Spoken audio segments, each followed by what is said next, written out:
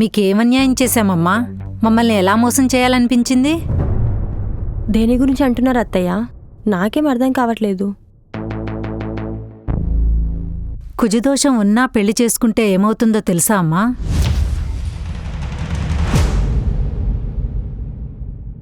మా వాడికి పెళ్లి చేస్తే మంచిగా ఉంటాడనుకున్నానమ్మా, కాని ఇప్పుడు బతికుంటే చాలనిపిస్తుందమ్మా.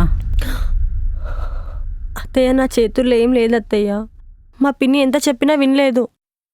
వాడికి హార్ట్ స్ట్రోక్ వచ్చిందమ్మా. ఏంటి అత్తయ్య మీరు చెప్పేది? అవునమ్మా, వాడు 2 వారాల నుంచి మంచాన పడి ఉన్నాడు. నీతో చెప్పొద్దని మాట కూడా తీసుకున్నాడు. అత్తయ్య, ఇలా అవుతుందని నాకు నిజంగా తెలియదు అత్తయ్య.